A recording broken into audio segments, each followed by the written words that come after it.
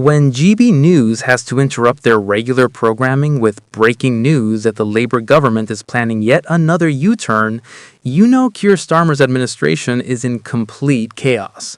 Tom Harwood and Dawn Neesom halted their show to announce that the government is expected to reverse course on business rate hikes for pubs. That's after weeks of publicans threatening strikes, banning Labour MPs from their establishments, and organizing nationwide protests.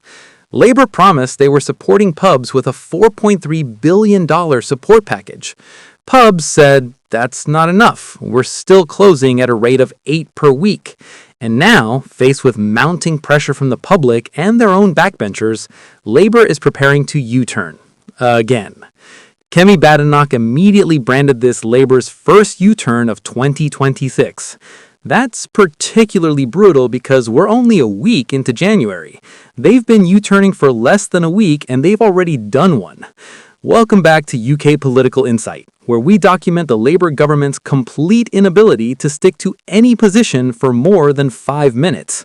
Let's break down this latest humiliation for Starmer and why constant U-turns are destroying what little credibility his government had left. So here's what happened. GB News presenters Tom Harwood and Dawn Neesom announced the government is expected to U-turn on hikes to business rates for pubs. Expected to. So this isn't confirmed yet, but GB News has sources telling them it's coming. They were joined by fellow GB News host Christopher Hope, who's a political editor and has excellent Westminster sources. Hope revealed that Labour MPs are expecting some form of U-turn in the coming days. Not hoping for, expecting.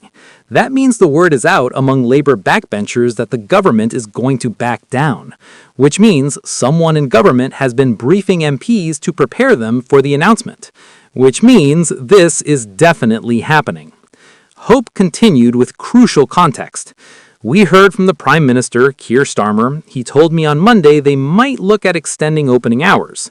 So Starmer's original response to the pub crisis was to offer licensing changes, let pubs open later or have more outdoor seating or put on more events, which, as we've discussed before, is completely inadequate. If your costs are going up by thousands of pounds because of business rates and national insurance, being allowed to open an extra hour doesn't solve the problem.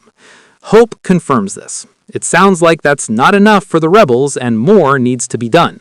Rebels. That's Labour's own MPs who are rebelling against their own government's policy. Because they know their constituents are furious. They know pubs in their areas are closing. They know they're going to face consequences if they don't do something. Hope explains what the rebels want. Possibly some further relief or extending that COVID support package. So instead of the relief ending entirely as planned, maybe extend it for another year or two, or introduce new relief to replace it. They're being hit with 2 issues, Hope says. The withdrawal of the COVID support package, brought in by the Conservative government, and the reevaluation of business rates. So it's a double whammy.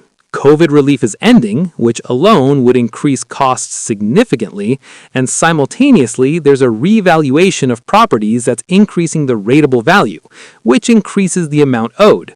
Both happening at once is what's killing pubs.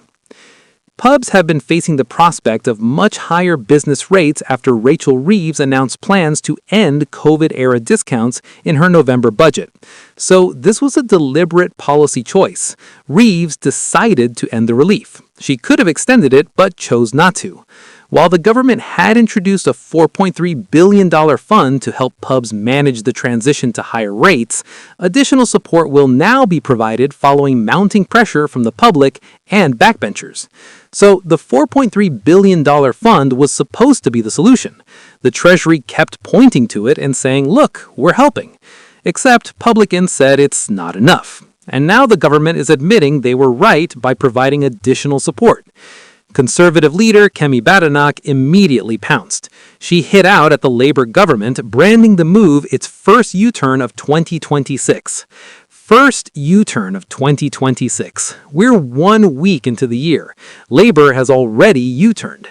That's devastating framing because it suggests this is just a beginning, that 2026 will be a year of constant U-turns, just like the end of 2025 was. Badenoch took to X and wrote, "Yesterday, Keir Starmer told us Labour had turned a corner." That's a reference to Starmer's New Year messaging, where he claimed things were getting better and the government had turned a corner.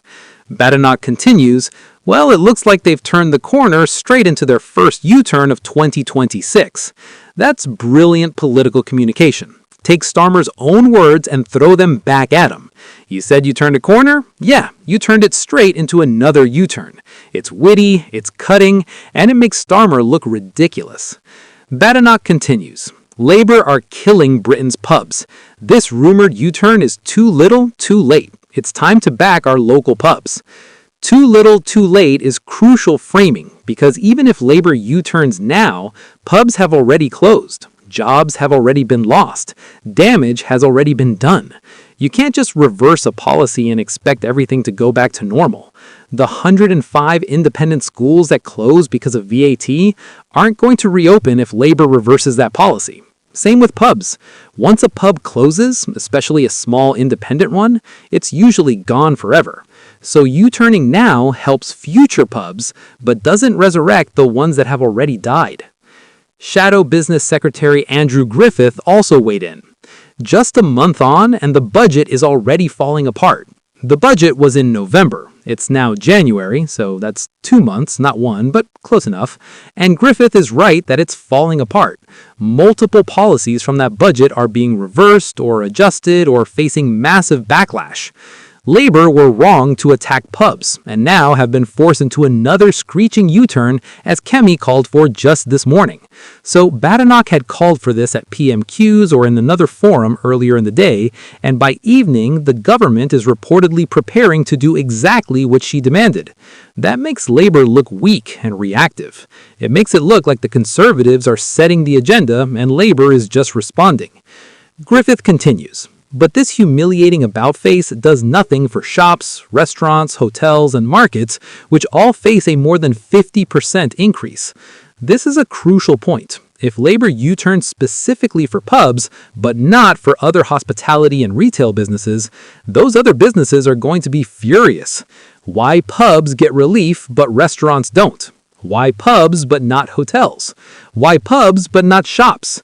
The answer, presumably, is that pubs have organized. They've made noise. They've threatened strikes. They've banned Labour MPs from their establishments and organized nationwide protests.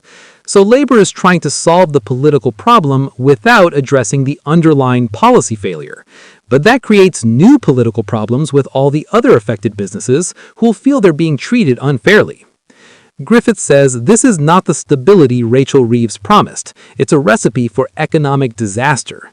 Reeves positioned herself as the Iron Chancellor, the grown-up in the room who would bring stability and competence to economic management after years of conservative chaos.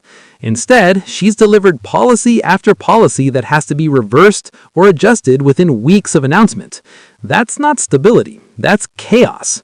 And businesses can't plan when they don't know what the rules will be from 1 month to the next. If business rates are going up, then they're not, then maybe they are, but with relief, businesses can't make long-term investment decisions. That uncertainty is economically damaging. Griffith concludes, "Only the Conservatives have a strong leader with a clear plan to stand up for business by cutting business rates for thousands of local high street firms. That's the pitch. Badenoch has proposed abolishing business rates for certain businesses funded by cuts to benefits and civil service. Whether you agree with that trade-off or not, it's a clear plan. It's a position. Labour doesn't seem to have a cohesive position. They raise rates, then they offer some relief, then they offer more relief, then they might U-turn. Nobody knows what Labour's actual policy is because it keeps changing. The pattern of U-turns is really damaging for Labour. Winter fuel payments for pensioners? Announced, massive backlash, partially adjusted. Inheritance tax on farms? Announced, massive backlash, partially adjusted. Private school VAT? Announced, schools closing, no adjustment yet, but pressure building. And now, business rates for pubs. Announced in November, 2 months later, they're U-turning. This creates an expectation that if you push back hard enough, if you organize protests, if you make enough noise, Labour will cave. That's not governing, that's reacting. and it incentivizes every interest group to maximize pressure rather than engage in good faith policy discussion.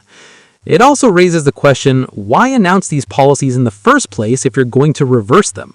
Either Labour doesn't properly analyze policies before announcing them, which suggests incompetence, or they're floating policies to see what they can get away with and backing down when resistance is strong, which suggests they're cynical and poll-driven. Neither is good. Competent governments think policies through, consult stakeholders, anticipate problems, and then announce policies they're confident they can deliver. Labour seems to be announcing first and thinking later.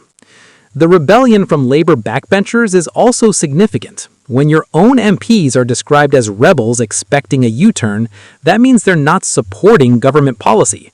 They're actively pushing against it, and the government is caving to their pressure. That's weakness. It shows that Starmer can't control his own party. He can't impose